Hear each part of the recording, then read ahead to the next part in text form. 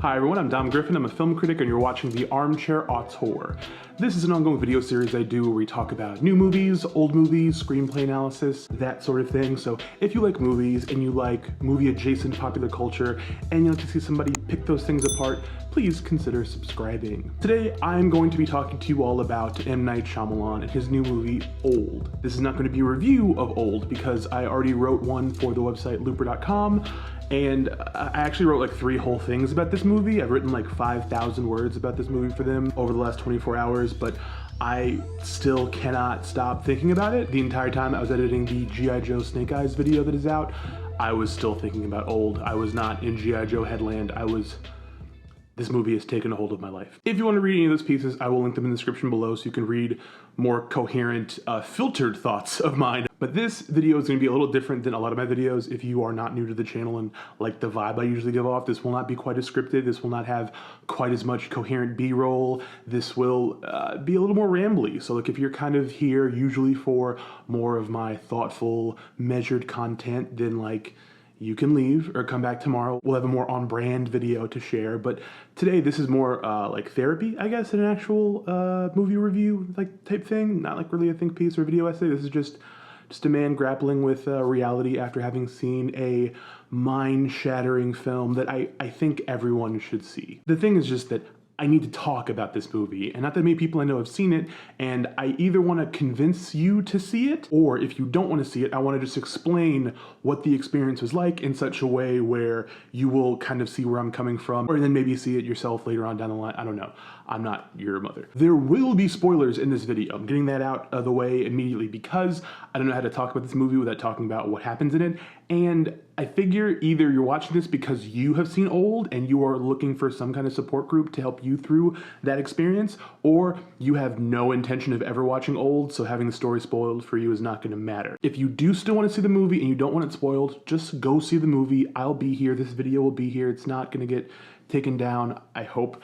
So that's fine. Just like pause it now and come back later. We will be here. Okay, but before we go any further, what is Old? M. Night Shyamalan's newest flick is about a mysterious beach at a private resort that, not unlike the island from Lost, is plagued by some very weird vibes. As you've no doubt seen from the trailer already, a group of tourists become trapped on the beach and their kids begin to age rapidly and a bunch of other wild, weird shit happens. It's a single-setting mystery thriller that feels like a whodunit created by someone who hasn't left the house in a very, very long time. And that's why it's maybe the most important movie of 2021. But we'll get into that later. Now, I know everyone has their own personal relationship with M. Night Shyamalan as a filmmaker. Some people think he's a one-hit wonder who has fallen off hard and use him as a basic-ass punchline, mocking his very name, dripping with superiority about his supposedly bad dialogue and over-reliance on twist endings.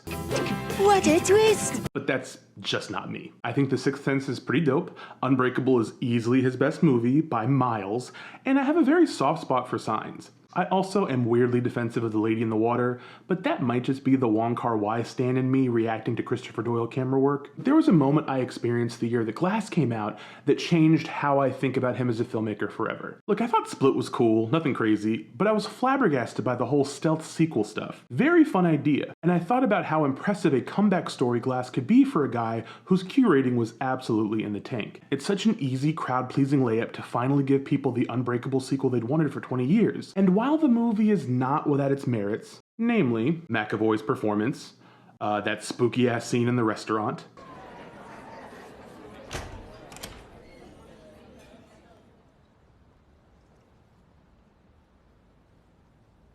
the fact that Bruce Willis just clearly was paid the bulk of the film's budget and shot the majority of his scenes alone without his co-stars, but the ending to this movie is so strange and purposefully off-putting that I had no choice but to respect it. This man had an opportunity to ride an easy path back to being a household name and a box office king, and instead, he said fuck that and did what he wanted to do, and I can't hate it. He's now in that rarefied air for me that the Wachowski sisters are in, where it doesn't matter if they ever make movies as good as the movies they made earlier in their career, because they're always going to make movies that are unique to them, and no one else can make those movies, and someone should fund that. Every year or two, we should get a new Wachowski's film, we should get a new M. Night Shyamalan film. We have to treasure these weird, distinctive voices because so many new movies are not made by people who are allowed to indulge in this way, and I think it's something that matters. I think it's important to the culture. Which brings us to Old. So, like I said, the movie Old is about a bunch of people that go to this private resort. I don't remember the name of the resort, doesn't matter. And while they're there, a bunch of them get handpicked to go to this private beach together, like this special secluded area that's like really unique and whatever. And like a bus driver from the resort takes them over. The bus driver is played by M. Night Shyamalan. So like, you know, he's probably gonna be important to the plot later because this guy took all the wrong lessons from Hitchcock cameos. But the primary players are Gael Garcia Bernal and Vicky Krieps as a married couple, Guy and Priska.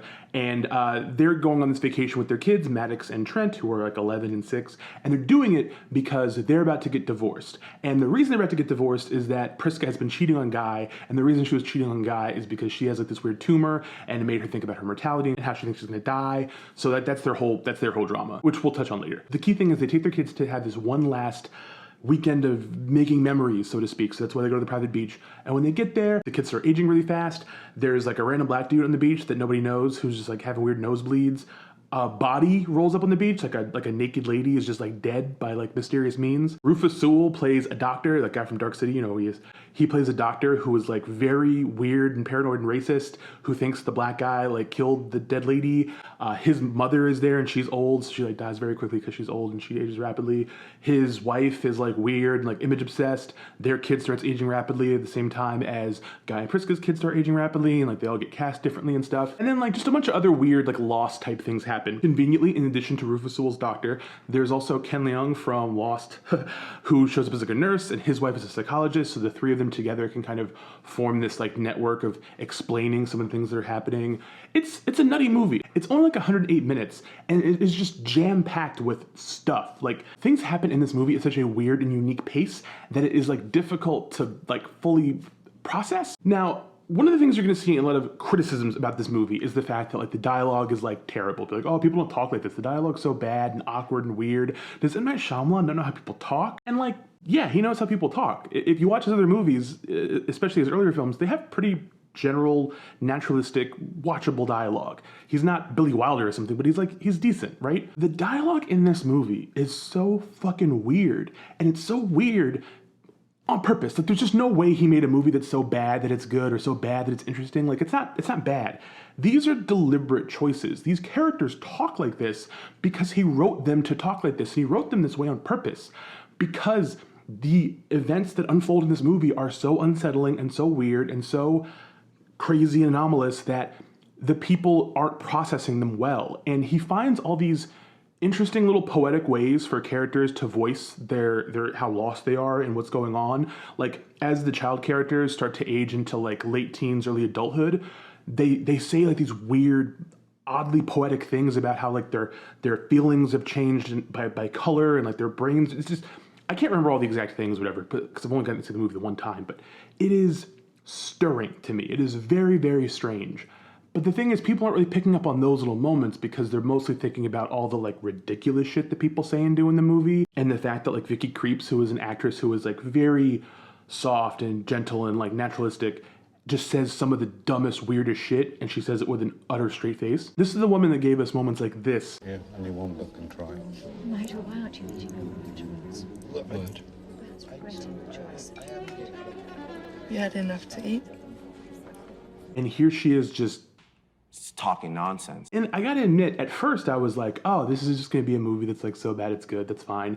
I prefer those to movies that are bad and boring or movies that are good and boring. I'd rather a fun, bad movie that's pretty well established on this channel. But this doesn't feel like a bad movie. It feels special. Like, it's very well shot. Like, the camera work is just lunacy at times. Like, it's just so weird and off-putting, and the camera gets put in some odd places in ways that don't feel like they're just trying to do something cool or like fun.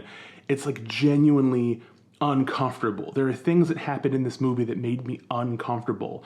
There's a bit you see in the trailer where one of the kids grows up to be breeding age, and they get pregnant. Like, the girl has like a baby, and there's a scene of a girl who was like 8 is now like an adult, and she's a baby randomly in the middle of the movie.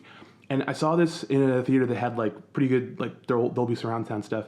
And when the baby came out of her and started crying, it sounded like there was a baby behind me crying, and it freaked me the fuck out. It was just a lot to take in. And I remember just thinking, like, this is the first time I've seen a movie in a theater that is genuinely scary at times. Like, there's a couple of jump scares that are like really actually good, not like cheap, like actually effective.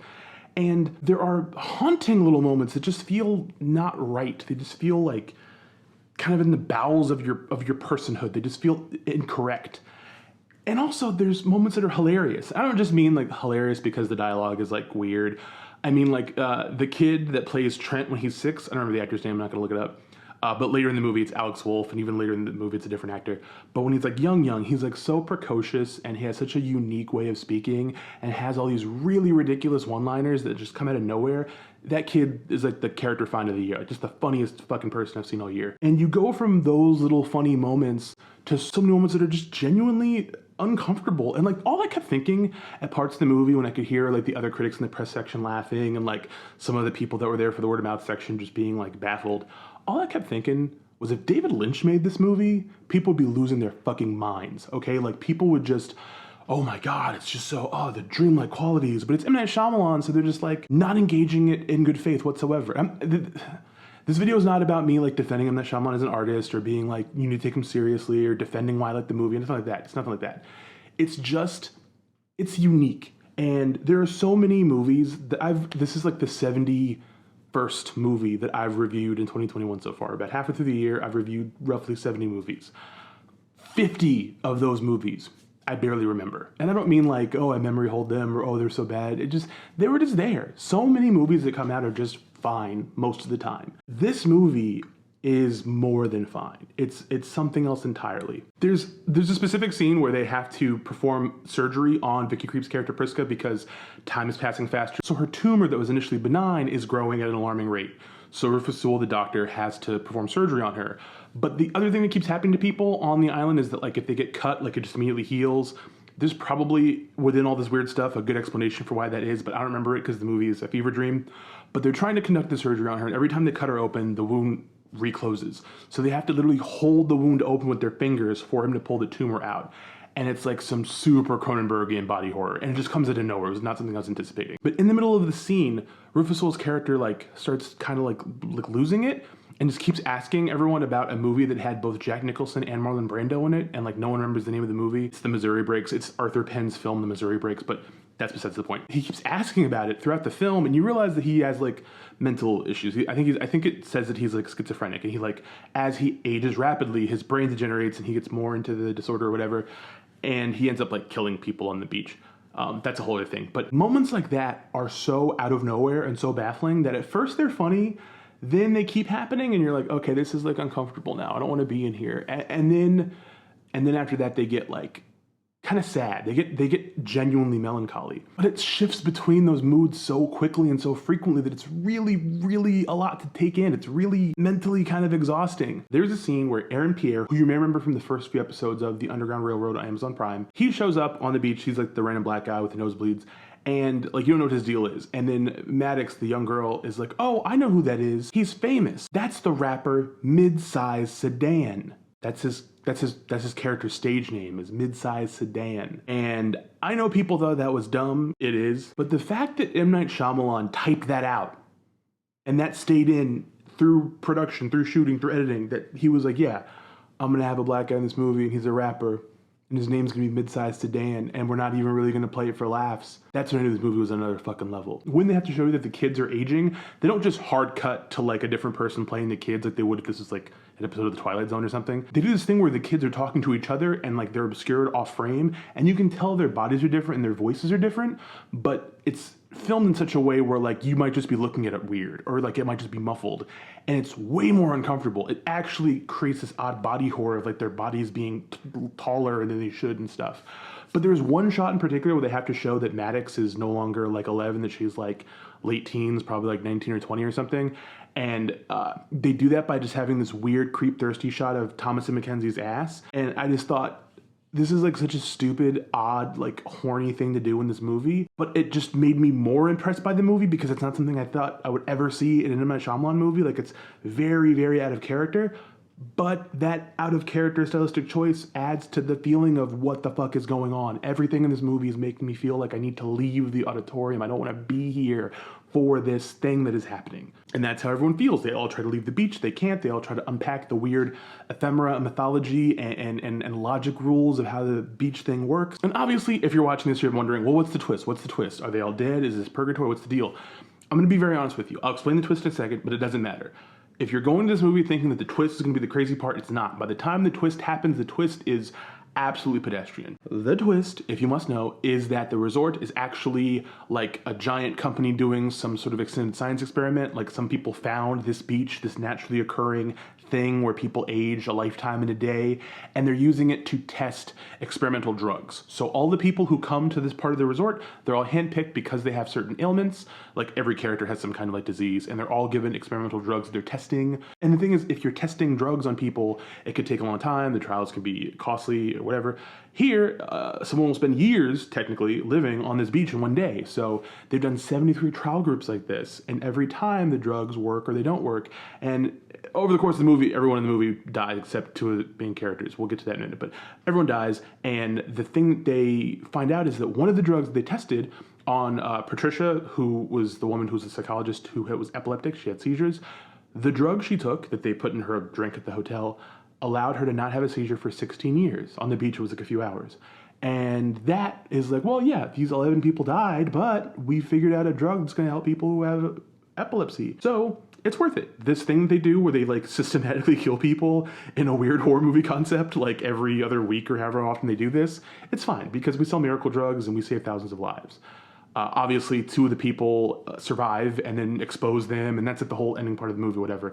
But by the time you get to that, so many other weird things have happened that it's like, who cares? Like, whatever. Like, okay, that's a fair thing. The movie ends with like a moral quandary about whether or not what they're doing is really worth the loss and the tragedy and all that stuff. I don't know, I don't really care. But the thing that got me the most about this movie, I'm actually, oh my God, I'm actually forgetting the fact that like they end up surviving because there's a kid they meet in the beginning, the kids of the movie, they meet a kid at the hotel, and him, Trent, like Isaac's son, is into like decoding things like puzzles, so they like send each other like decoded messages, and like they find the decoded message at the end of the movie that like tells them that the coral in the water will protect them from the beach's like magnetic powers or whatever.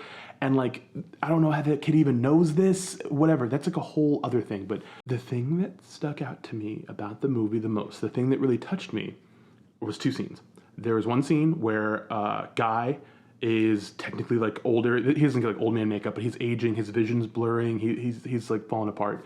And his wife's hearing is going, Priska's hearing is going away. And they realize like the two of them, oh my God, it's so blunt. It's such a blunt, obvious statement, but he's an insurance actuary, so he's always thinking about statistics in the future and what could happen. And she works at a museum, so she's always thinking about the past. And the two of them, in love, they never take the time to think about the present. And now they're stuck on this beach. They have to accept they're probably going to die. And they don't care that everyone's aging and they're dying. All these weird things are happening because they're together and they love each other. And it's very fucking corny, but it's also very fucking effective. And they die within minutes of each other. But they die in this one unbroken take of Priska. Guy dies and Priska gets up and she tries to walk away down like to the water. And then she walks back and then she collapses and dies. And it's like, I don't know, like 45 seconds or a minute or something of screen time, but it's like, you know, that's like months. It's like elderly couples, like when one of them dies, like one dies and then the other one dies like not long after, like a month later or something. And it's like that, but it happens like this. And I thought it was really fucking beautiful. I thought it was like one of the more touching things I've seen in a movie all year. Probably one of the most touching things I'll see in any movie this year. And it really got me. It really fucking got to me. And but that wasn't the main thing. The main thing about the movie that really touched me was one of the characters, the kid who has the baby dies. It sucks. She's like losing it, not just because she lost a baby and she still has the mind of like a 10-year-old or whatever. She's losing it because she's thinking about the life that is just being taken from her. Like years are just passing. It feels like time is so tenuous and mutable, and she's losing a lifetime like that. And she talks about how she's not going to get to go to prom, which is like, who cares? But it was that in that moment that I realized so much of this movie it actually replicates the feeling of what quarantine was like for a lot of people. I know I've said this in another video. I think I said this in the time loop video, Palm Springs. I think I talked about that if you guys see that.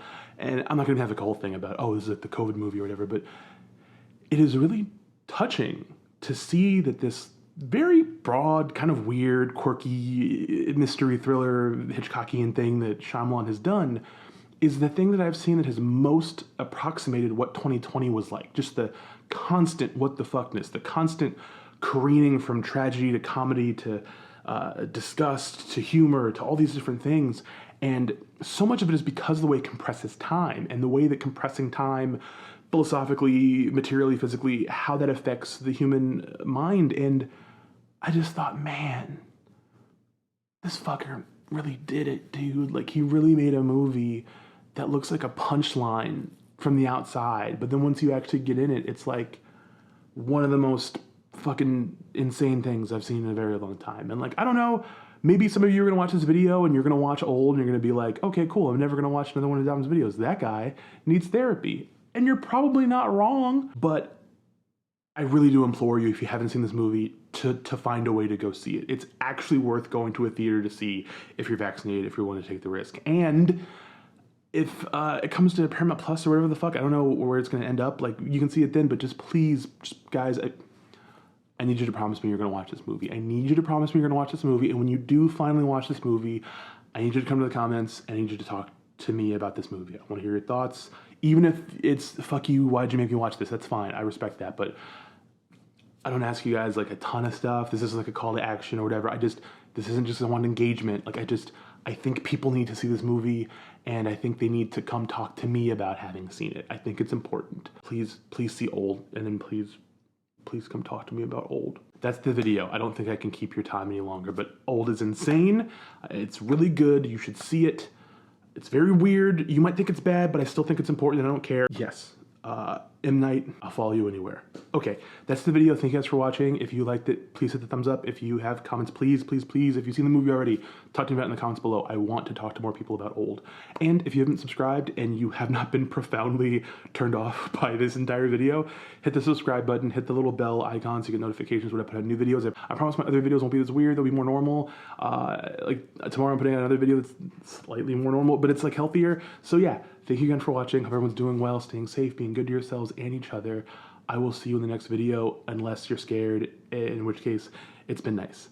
Bye.